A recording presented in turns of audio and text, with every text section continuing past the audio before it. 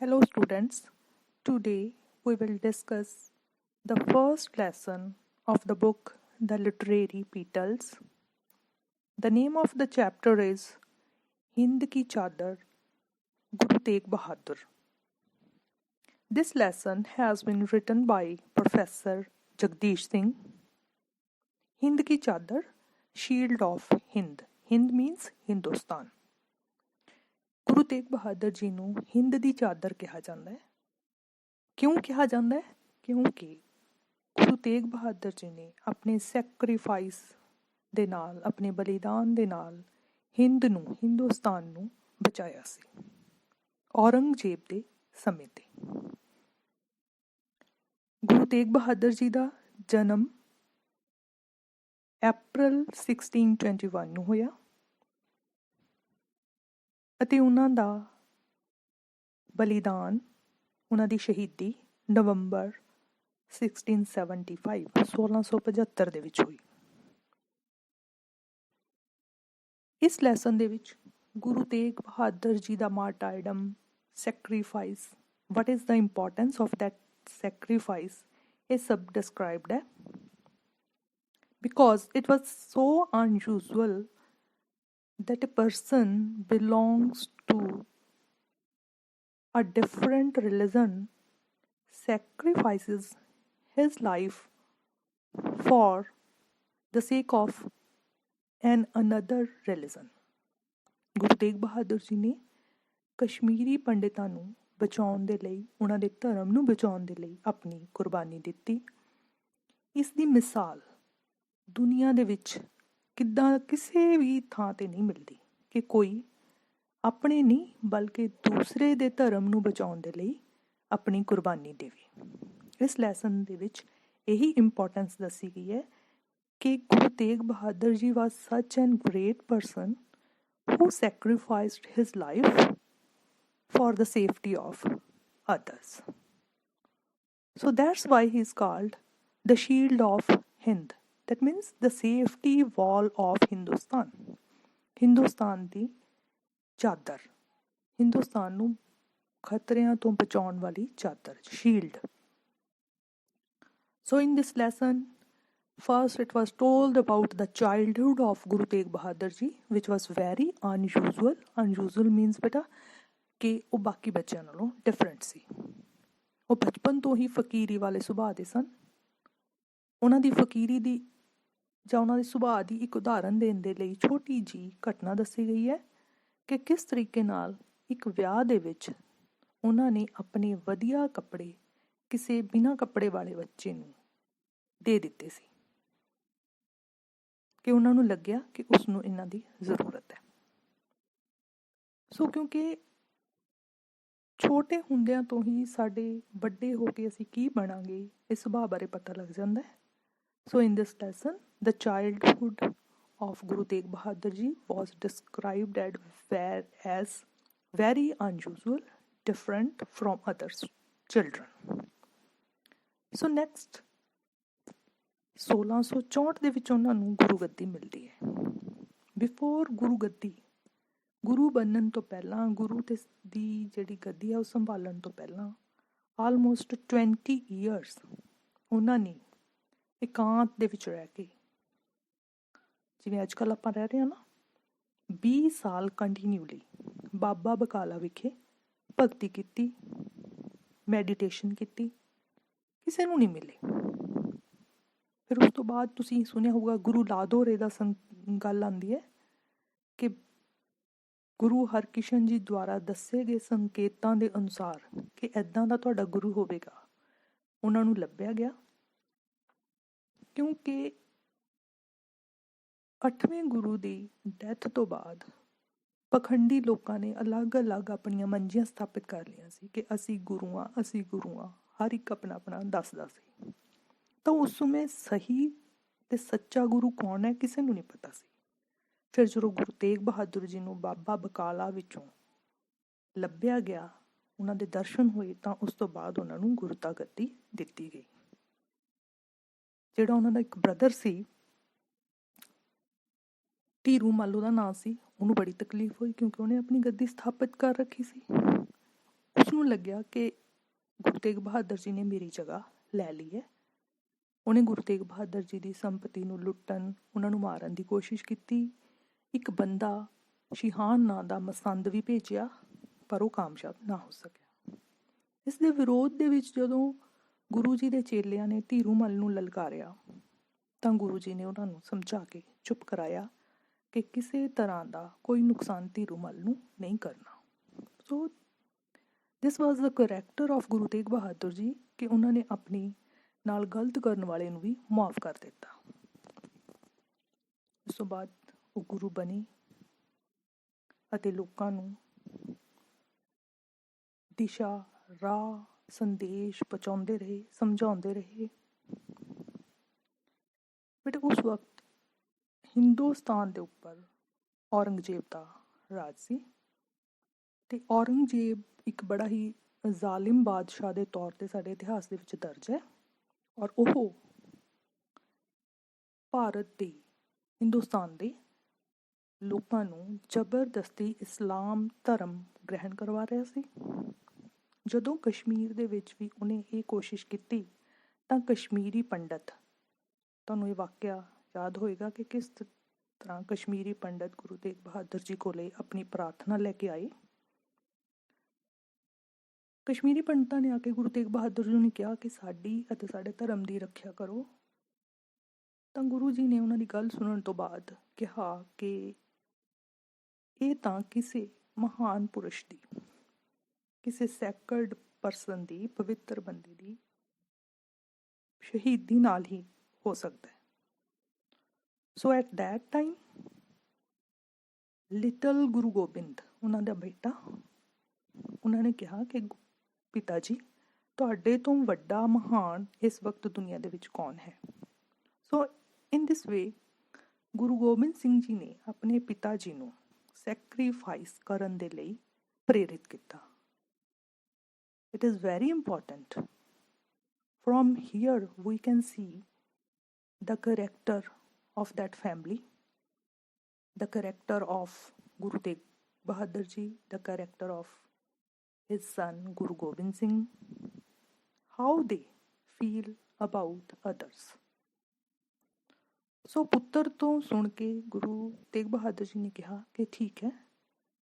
ਕਸ਼ਮੀਰੀ ਪੰਡਿਤਾਂ ਦਾ ਜਿਹੜਾ main head ਸੀ ਕਿਰਪਾਨੰਦ mutton, ਉਹਨੂੰ ਕਿਹਾ ਕਿ ਜਾ ਕੇ ਔਰੰਗਜ਼ੇਬ ਨੂੰ ਸੁਨੇਹਾ ਦੇ ਦਿਓ ਕਿ ਜੇਕਰ ਸਾਡੇ ਗੁਰੂ ਯਾਨੀ ਕਿ ਗੁਰੂ ਤੇਗ ਬਹਾਦਰ ਜੀ ਨੂੰ ਉਹ ਇਸਲਾਮ ਗ੍ਰਹਿਣ ਕਰਨ ਦੇ ਲਈ ਤਿਆਰ ਕਰ ਲੈਂਦਾ ਤਾਂ ਪਿੱਛੇ ਬਾਕੀ ਸਾਰੇ ਵੀ ਇਸਲਾਮ ਗ੍ਰਹਿਣ ਕਰ ਲਵਾਂਗੇ। ਇਸ ਤਰ੍ਹਾਂ ਉਹ ਸੁਨੇਹਾ ਔਰੰਗਜ਼ੇਬ ਕੋਲ ਪਹੁੰਚਿਆ ਅਤੇ ਔਰੰਗਜ਼ੇਬ ਨੇ ਗੁਰੂ ਤੇਗ ਬਹਾਦਰ ਜੀ ਨੂੰ ਦਿੱਲੀ ਲੈ ਕੇ ਆਉਣ ਦਾ ਹੁਕਮ ਜਾਰੀ ਕਰ ਦਿੱਤਾ।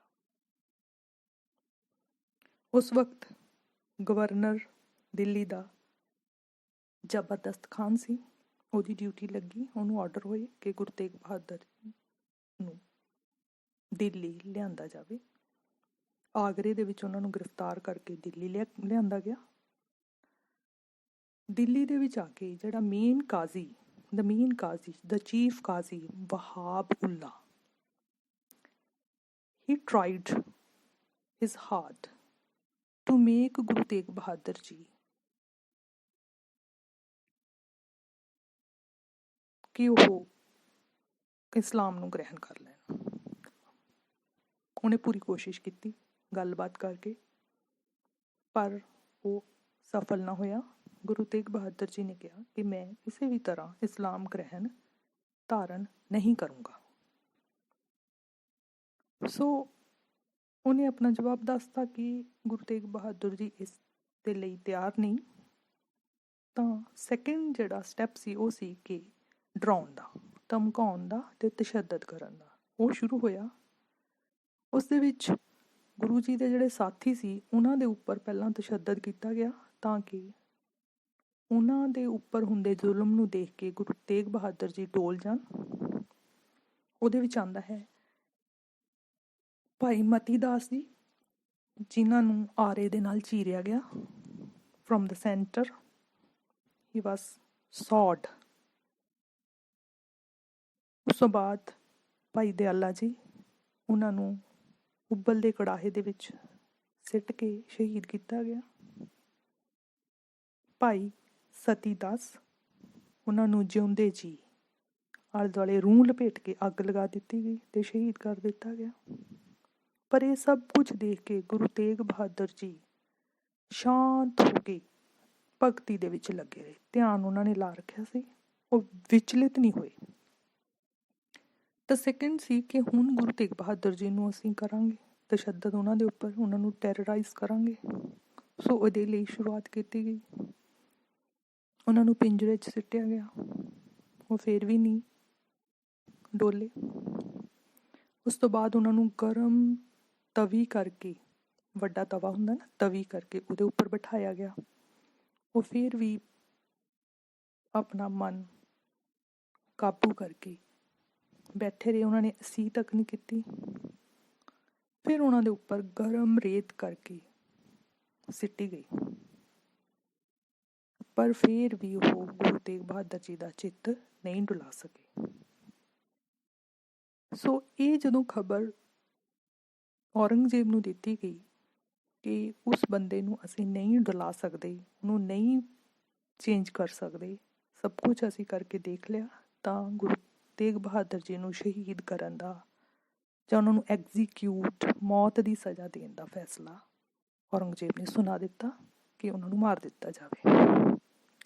ਜਲਾਦ ਆਏ, ਉਹਨਾਂ ਨੇ ਗੁਰੂ ਤੇਗ ਬਹਾਦਰ ਜੀ ਦਾ ਜਿਹੜਾ ਸੀਸ ਹੈ ਉਹਨੂੰ ਧੜ ਤੋਂ ਵੱਖ ਕਰ ਦਿੱਤਾ। ਚਾਂਦਨੀ ਚੌਂਕ ਦੇ ਵਿੱਚ, ਦਿੱਲੀ ਚਾਂਦਨੀ ਚੌਂਕ, ਉੱਥੇ ਅੱਜ ਗੁਰਦੁਆਰਾ ਸੀਸਗੰਜ ਬਣਿਆ ਹੋਇਆ ਉਸ ਜਗ੍ਹਾ ਦੇ ਉੱਪਰ। ਔਰ ਹਾਹਾਕਾਰ ਮੱਚ ਗਈ ਸਾਰੇ ਪਾਸੇ, ਕਿਉਂਕਿ ਬਹੁਤ ਲੋਕ ਇਕੱਠੇ ਹੋਏ ਸਨ ਕਿ ਇੰਨਾ ਜ਼ੁਲਮ ਹੋਇਆ। ਤਾਂ ਹੁਣ ਉਹਨਾਂ ਦੇ ਸਿਰ ਤੇ ਧੜ ਚੌਂਕ ਦੇ ਵਿੱਚ ਪਏ ਸੀ। ਕੁਰਬਾਨੀ ਉਹ ਦੇ ਚੁੱਕੇ ਸੀ। ਔਰੰਗਜ਼ੇਬ ਦੀ ਜਿਹੜੀ ਸਲਤਨਤ ਸੀ ਉਹਨੂੰ ਵੰਗਾਰ ਚੁੱਕੇ ਸੀ। ਉਸ ਤੋਂ ਬਾਅਦ ਭਾਈ ਜੈਤਾ ਨਾਂ ਦੇ ਇੱਕ ਅਨਿਆਈ ਨੇ ਉਹਨਾਂ ਦਾ ਸੀਸ ਚੱਕਿਆ ਅਤੇ ਚੱਕ ਕੇ ਭੱਜ ਕੇ ਲੁਕੋ ਕੇ ਗੁਰੂ ਗੋਬਿੰਦ ਸਿੰਘ ਜੀ ਜਦੋਂ ਛੋਟੇ ਸੀ ਕਰਤਾਰਪੁਰ ਸਾਹਿਬ ਵਿਖੇ ਲੈ ਆਇਆ। ਗੁਰੂ ਗੋਬਿੰਦ ਸਿੰਘ ਜੀ ਨੇ ਆਪਣੇ ਪਿਤਾ ਦੇ ਸੀਸ ਦਾ ਅਨੰਦਪੁਰ ਸਾਹਿਬ ਵਿਖੇ ਸੰਸਕਾਰ ਕੀਤਾ ਤੇ ਰੰਗਰੇਟੇ ਗੁਰੂ ਕੇ ਬੇਟੇ ਨਾਂ ਦਾ ਖਿਤਾਬ ਭਾਈ ਜੈਤਾ ਜੀ ਨੂੰ ਕਿਹਾ ਕਿ ਰੰਗਰੇਟਾ ਗੁਰੂ ਦਾ ਬੇਟਾ, ਕਿ ਤੂੰ ਗੁਰੂ ਦਾ ਬੇਟਾ ਹੈ, ਤੂੰ ਇਹ ਕੰਮ ਇੰਨੇ ਖਤਰਾ ਲੈ ਕੇ ਕਰਿਆ ਹੈ। ਸੋ ਇਸ ਤਰੀਕੇ ਨਾਲ ਗੁਰੂ ਤੇਗ ਬਹਾਦਰ ਜੀ ਦੇ ਸੀਸ ਦਾ ਸੰਸਕਾਰ ਅਨੰਦਪੁਰ ਸਾਹਿਬ ਵਿਖੇ ਹੋਇਆ। ਹੁਣ ਚਾਂਦਨੀ ਚੌਂਕ ਦੇ ਵਿੱਚ ਉਹਨਾਂ ਦੀ ਬੋਡੀ ਜਿਹੜੀ ਪਈ ਸੀ, ਸਰੀਰ ਬਾਕੀ ਦਾ ਪਿਆ ਸੀ, ਉਸ ਨੂੰ ਵੀ ਉੱਥੋਂ ਚੱਕਣਾ ਸੀ, ਉਹਦਾ ਵੀ ਸੰਸਕਾਰ ਕਰਨਾ ਸੀ।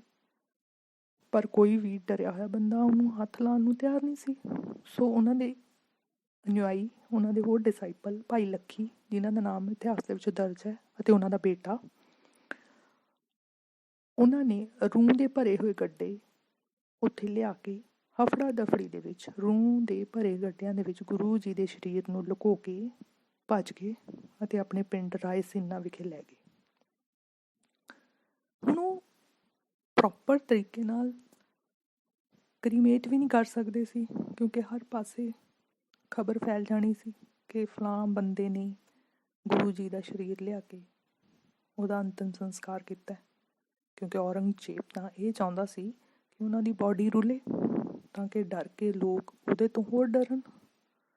ਸੋ ਦੇ ਟੁੱਕ ਦ ਬੋਡੀ ਆਫ ਗੁਰੂ ਤੇਗ ਬਹਾਦਰ ਜੀ ਇਨ ਦੇਅਰ ਹਰਟਸ, ਆਪਣੀਆਂ ਝੌਂਪੜੀਆਂ ਦੇ ਵਿੱਚ, ਐਂਡ ਦੇ ਪੁੱਟ ਦੇਅਰ ਹਰਟਸ ਔਨ ਫਾਇਰ, ਅੱਗ ਲਗਾ ਦਿੱਤੀ, ਤਾਂ ਕਿ ਇਹ ਲੱਗੇ ਕਿ ਅਚਾਨਕ ਝੌਂਪੜੀਆਂ ਨੂੰ, ਘਰਾਂ ਨੂੰ ਅੱਗ ਲੱਗ ਗਈ ਹੈ।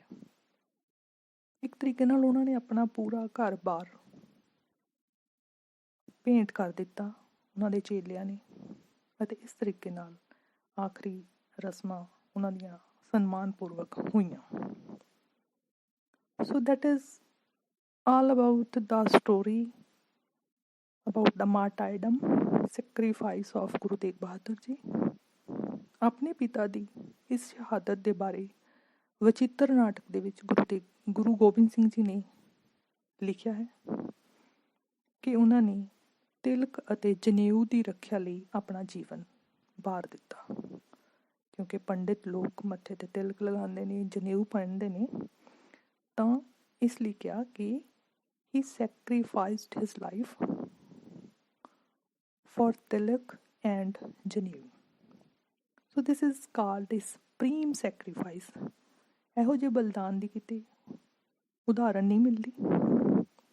ਉਹਨਾਂ ਨੇ ਕਿਹਾ ਕਿ ਉਹਨਾਂ ਨੇ ਧਰਮ ਨੂੰ ਬਚਾਉਣ ਦੇ ਲਈ, ਉਹਨਾਂ ਨੇ ਨਿਆਂ ਦੇ ਲਈ, ਲੋਕਾਂ ਦੇ ਲਈ ਆਪਣੇ ਜੀਵਨ ਦਾ ਬਲੀਦਾਨ ਕੀਤਾ। ਸੋ ਫਰੋਮ ਦਿਸ ਚੈਪਟਰ ਸਾਨੂੰ ਇਹ ਪਤਾ ਲੱਗਦਾ ਹੈ ਕਿ ਗੁਰੂ ਕਹਾਣਾ ਸੌਖਾ ਨਹੀਂ। ਗੁਰੂ ਤੇਗ ਬਹਾਦਰ ਜੀ ਨੇ ਸਿਰਫ ਆਪਣੇ ਅਨੁਯਾਈਆਂ ਲਈ ਨਹੀਂ, ਆਪਣੇ ਡਿਸਾਈਪਲਸ ਲਈ ਨਹੀਂ, ਸਗੋਂ ਬਾਕੀ ਦੇ ਲੋਕ ਜੋ ਵੀ ਉਹਨਾਂ ਦੇ ਕੋਲ ਆਏ ਹੈਲਪ ਦੇ ਲਈ ਉਹਨਾਂ ਦੀ ਮਦਦ ਕੀਤੀ। ਇਹੀ ਸੱਚਾ ਧਰਮ ਹੁੰਦਾ, ਇਹੀ ਸਾਡੀ ਡਿਊਟੀ ਹੁੰਦੀ ਹੈ ਕਿ ਅਸੀਂ ਜਦੋਂ ਮੁਖੀ ਹਾਂ, ਸਾਡੇ ਕੋਲ ਕੋਈ ਆਉਂਦਾ ਹੈ ਵੱਡਾ ਸਮਝ ਕੇ ਸਾਨੂੰ, ਤਾਂ ਉਹਦੀ ਕਿਸ ਤਰੀਕੇ ਨਾਲ ਮਦਦ ਕਰਨੀ ਹੈ, ਉਹਨੂੰ ਕਿਵੇਂ ਬਚਾਉਣਾ ਹੈ। ਸੋ ਇਨ ਦਿਸ ਚੈਪਟਰ ਹਿੰਦ ਕੀ ਚਾਦਰ ਗੁਰੂ ਤੇਗ ਬਹਾਦਰ ਜੀ, the importance of sacrifice of Guru Tegh Bahadur Ji was described, his childhood was described, his adulthood was described, and it was told that it is important for a person to sacrifice his or her life for the sake of others. So that is all about this chapter, bete. Thank you. ਇਹਨੂੰ ਸੁਣ ਕੇ questions ਦੇ ਉੱਤਰ ਜਿਹੜੇ ਨੇ ਤੁਸੀਂ ਦੇਣੇ ਨੇ।